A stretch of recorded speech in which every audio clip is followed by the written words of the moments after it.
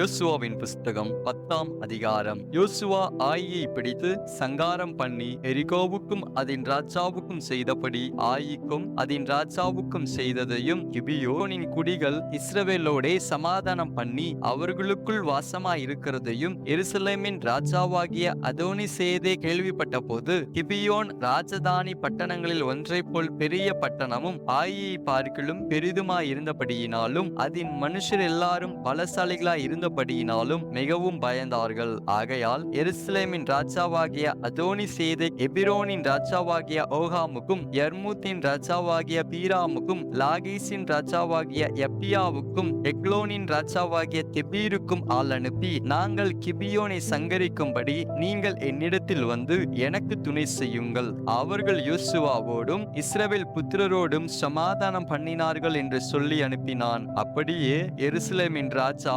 எபிரோனின் ராஜா, யர்மூத்தின் ராஜா, லாகீசின் ராஜா, எக்லோனின் ராஜா என்கிற எமோரியரின் 5 ராஜாக்களும் கூடிக்கொண்டு அவர்களும் அவர்களுடைய எல்லா சேனைகளும் போய் கிபியோனுக்கு முன்பாக பாளையம் இறங்கி அதின் மேல் யுத்தம் பண்ணினார்கள். அப்பொழுது கிபியோனின் மனுஷர் கில்காலில் இருக்கிற பாளையத்துக்கு யோசுவாவின் இடத்தில் ஆள் அனுப்பி, உமது அடியாரை கைவிடாமல் சீக்கிரமாய் எங்களிடத்தில் வந்து எங்களை ரட்சித்து எங்களுக்கு துணை செய்யும். பர்வதங்களிலே குடியிருக்கிற எமோரியரின் ராஜாக்கள் எல்லாரும் எங்களுக்கு விரோதமாய் கூடினார்கள் என்று சொல்ல சொன்னார்கள். உடனே யோசுவாவும் அவனோட கூட சகல யுத்த மனுஷரும் சகல பராக்கிரமசாலிகளும் கில்காலில் இருந்து போனார்கள். கர்த்தர் யோசுவாவை நோக்கி, அவர்களுக்கு பயப்படாயாக, உன் கைகளில் அவர்களை ஒப்பு கொடுத்தேன், அவர்களில் ஒருவரும் உனக்கு முன்பாக நிற்பதில்லை என்றார். யோசுவா கில்காலில் இருந்து ராம் முழுவதும் நடந்து திடீரென்று அவர்கள் மேல் வந்து விட்டான். கர்த்தரோ அவர்களை இஸ்ரவேலுக்கு முன்பாக கலங்க பண்ணினார்.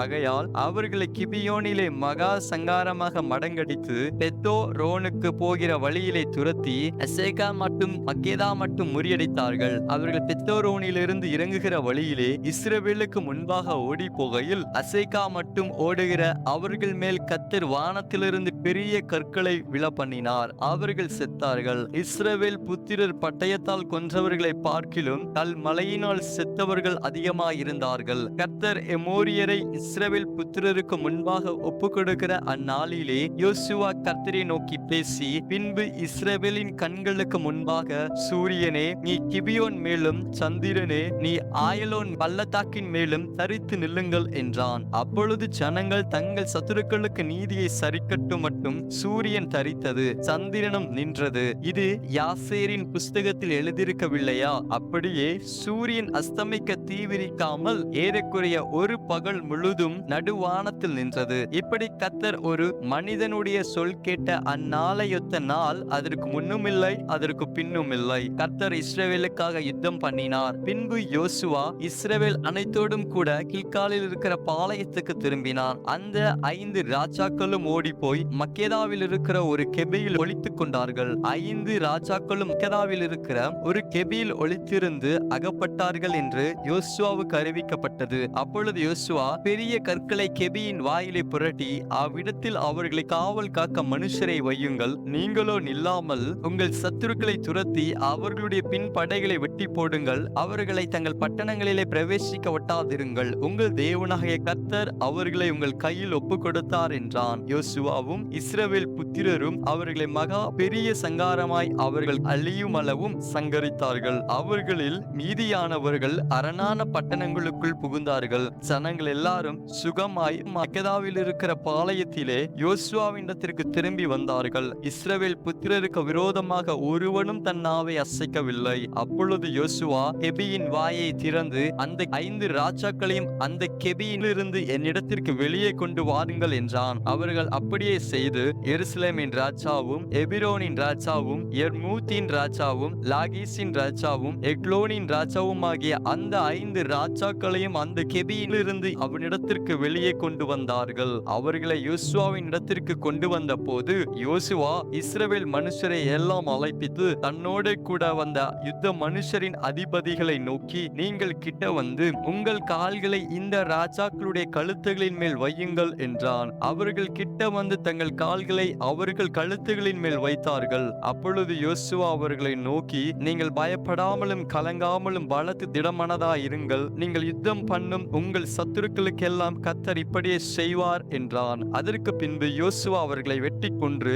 5 மரங்களிலே தூக்கி போட்டான். சாயங்காலம் மட்டும் மரங்களில் தொங்கினார்கள். சூரியன் அஸ்தமிக்கிற வேளையிலே யோசுவா அவர்களை மரங்களில் இருந்து இறக்க கட்டளையிட்டான். அவர்கள் ஒளித்துக் கொண்டிருந்த கெபியிலே அவர்களை போட்டு இந்நாள் வரைக்கும் இருக்கிறபடி பெரிய கற்களை கெபியின் வாயிலை அடைத்தார்கள். அந்நாளிலே யோசுவா மக்கேதாவை பிடித்து அதை பட்டய கருக்கினால் அழித்து அதன் ராஜாவையும் அதிலுள்ள மனுஷராகிய சகல நரஜீவன்களையும் ஒருவரையும் மீதியாக வைக்காமல் சங்காரம் பண்ணி எரிகோவின் ராஜாவுக்கு செய்தது போல மக்கதாவின் ராஜாவுக்கும் செய்தான். மக்கதாவிலிருந்து யோசுவா இஸ்ரவேலர் அனைவரோடும் கூட லிப்னாவுக்கு புறப்பட்டு லிப்னாவின் மேல் யுத்தம் பண்ணினான். கர்த்தர் அதையும் அதன் ராஜாவையும் இஸ்ரவேலின் கையில் ஒப்புக் கொடுத்தார். அதையும் அதிலுள்ள சகல நர ஜீவன்களையும் ஒருவரையும் அதிலே மீதியாக வைக்காமல் பட்டய கருக்கினால் அழித்து எரிகோவின் ராஜாவுக்கு செய்தது போல அதன் ராஜாவுக்கும் செய்தான். லிப்னாவிலிருந்து யோசுவா இஸ்ரவேல் அனைத்தோடும் கூட லாகீசுக்கு புறப்பட்டு அதற்கு எதிரே பாளையம் இறங்கி அதன் மேல் யுத்தம் பண்ணினான். கர்த்தர் லாகீசை இஸ்ரவேலின் கையில் ஒப்புக் கொடுத்தார். அதை 2ஆம் நாளிலே பிடித்து லிப்னாவுக்கு செய்தது போல அதையும் அதிலுள்ள எல்லா நர ஜீவன்களையும் பட்டய கருக்கினால் அழித்தான். அப்பொழுது கேசேரின் ராஜாவாகிய ஓராம் லாகீசுக்கு துணை செய்யும்படி வந்தான். யோசுவா அவனையும் அவன் ஜனத்தையும் ஒருவனும் மீதியாக இராதபடி வெட்டி போட்டான். லாகீசிலிருந்து யோசுவாவும் இஸ்ரவேலர் அனைவரும் எக்லோனுக்கு புறப்பட்டு அதற்கு எதிரே பாளையம் இறங்கி அதன் மேல் யுத்தம் பண்ணி அதை அந்நாளிலே பிடித்து அதை பட்டய கருக்கினால் அழித்தார்கள். லாகீசுக்கு செய்தது போல அதிலுள்ள சகல நர ஜீவன்களையும் அந்நாளிலே தானே சங்காரம் பண்ணினான். பின்பு எக்லோனிலிருந்து யோசுவாவும் இஸ்ரவேலர் அனைவருமாய் எபிரோனுக்கு புறப்பட்டு அதன் மேல் யுத்தம் பண்ணி அதை பிடித்து எக்லோனுக்கு செய்தது போல அதையும் அதன் ராஜாவையும் அதற்கடுத்த எல்லா பட்டணங்களையும் அதிலுள்ள சகல நர ஜீவன்களையும் ஒருவரையும் மீதியாக வைக்காமல் பட்டய கருக்கினால் அழித்தார்கள். அதையும் அதிலுள்ள சகல நர ஜீவன்களையும் சங்காரம் பண்ணினான். பின்பு யோசுவா இஸ்ரவேலர் அனைவரோடும் கூட தெபீருக்கு திரும்பி போய் அதன் மேல் யுத்தம் பண்ணி அதையும் அதன் ராஜாவையும் அதை சேர்ந்த எல்லா பட்டணங்களையும் பிடித்தான். அவைகளை பட்டய கருக்கினால் அழித்து அதிலுள்ள நர ஜீவன்களை எல்லாம் ஒருவரையும் மீதியாக வைக்காமல் சங்காரம் பண்ணினார்கள். எபிரோனுக்கும் லிப்னாவுக்கும் அவைகளின் ராஜாவுக்கும் செய்தது போல தெபீருக்கும் அதன் ராஜாவுக்கும் செய்தான். இப்படியே யோசுவா மலை தேசம் அனைத்தையும் தென் தேசத்தையும் சமபூமியையும் நீர்ப்பாய்ச்சலான இடங்களையும் அவைகளின் எல்லா ராஜாக்களையும் ஒருவரையும் மீதியாக வைக்காமல் அழித்து இஸ்ரவேலின் தேவனாகிய கர்த்தர் கட்டளையிட்டபடியே சுவாசமுள்ள எல்லாவற்றையும் சங்காரம் பண்ணி காதேஸ் பர்னேயா துவக்கி காசா மட்டும் இருக்கிறதையும் கிபியோன் மட்டும் இருக்கிற கோசேன் தேசம் அனைத்தையும் அழித்தான். அந்த ராஜாக்கள் எல்லாரையும் அவர்கள் தேசத்தையும் யோசுவா ஒருமிக்க பிடித்தான். இஸ்ரவேலின் தேவனாகிய கர்த்தர் இஸ்ரவேலுக்காக யுத்தம் பண்ணினார். பின்பு யோசுவா இஸ்ரவேல் அனைத்தோடும் கூட கில்காலில் இருக்கிற பாளையத்துக்கு திரும்பினான் என்பதே ஆமென்.